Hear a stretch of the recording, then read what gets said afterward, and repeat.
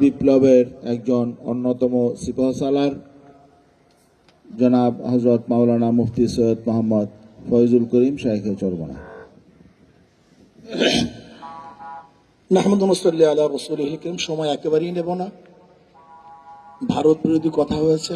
53 বছর যারা শাসক ছিল সবাই ভারতের গোলামি করেছে। ঠিক। আসলে যারাই শাসক ছিল এবং যারা ক্ষমতায় যাওয়ার চিন্তা করতেছে তারাও ভারতের দালালি শুরু করেছে অলরেডি।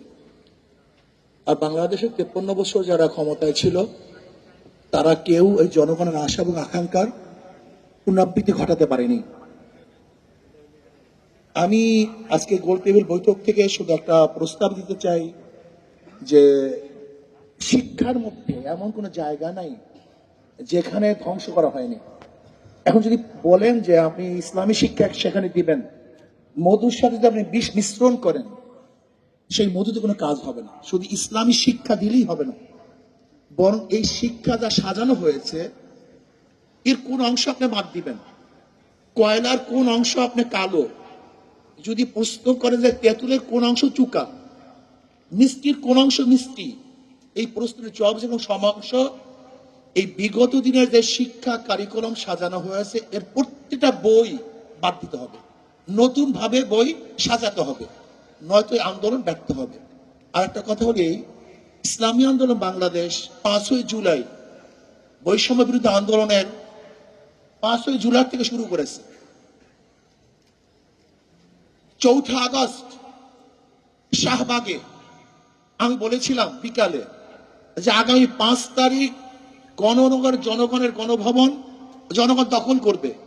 আল্লাহর কি কৃষ্ণা কাকতালীয় ভাবে সেই 5 তারিখই দখল হয়েছে, কিন্তু বৈষম্য বিরোধী ছাত্র আন্দোলন ইসলামী আন্দোলনের খবরও নেয় না যে তারা কোথায় আছে, কি করবে, কি করতেছে। আজকে বাংলাদেশে এত পরিবর্তন হয়েছে, আমি প্রশ্ন করি ইসলামী আন্দোলনের সাথে কি পরামর্শ করা হয়েছে? অথচ যারা যেই সমস্ত দলের মহাসচিব ডিক্লার দিয়েছে, ঘোষণা দিয়েছে যে আন্দোলনের সাথে আমরা সম্পৃক্ত নই, তাদের হুকুম চলতেছে আর আমরা জীবন বাজি রেখে মাঠে ঝাঁপিয়ে পড়েছিলাম গুলির সামনে, অথচ আমাদের খবরও নেই। এখানেই তো বৈষম্য শুরু হয়েছে। বৈষম্য বিরোধীর আন্দোলন তো বৈষম্য এখান থেকে শুরু হয়েছে। এই বৈষম্য বিরোধী আন্দোলন যদি এখান থেকে বৈষম্য শুরু হয়, মনে রাখতে হবে প্রথম ছিদ্র হয়, সেখান থেকে প্রলয় সৃষ্টি হয়। ইসলামী আন্দোলনকে যদি বৈষম্য বিরোধী আন্দোলন গুরুত্ব না দেয় তাহলে ইসলামী আন্দোলনের প্রথম তাদের বিরুদ্ধে মুখ খুলতে বাধ্য হবে। এবং রাখতে হবে ইসলামী আন্দোলন সবসময় সত্য এবং সঠিক কথা বলে আসছে, বলতে থাকবে, বলবে ইনশাআল্লাহ। আমরা জীবন বাজি রেখে ঝাঁপিয়ে পড়েছিলাম ইসলামী আন্দোলন বাংলাদেশ দলীয় ভাবে এককভাবে বাংলাদেশের অন্য কোনো দল ব্যানার নিয়ে, এবং আমাদের পর্যায়ে কোনো লিডার এই বৈষম্য বিরোধী আন্দোলন অংশগ্রহণ করে নাই। ইসলামী আন্দোলন বাংলাদেশ আমাদের পর্যায়ে লিডার জীবনের বাজি রেখে বৈষম্য বিরোধী আন্দোলন সাকসেস করেছি।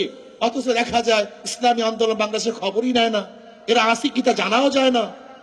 যারা নিজেদের নাম ব্যক্ত করতে লজ্জা পেয়েছে, ব্যক্ত করে নেই, তাদেরকে গুরুত্ব দেন আর বৈষম্য বিরোধী আন্দোলনের বৈষম্য বিরোধী কথা বলবেন, এটা হয় না।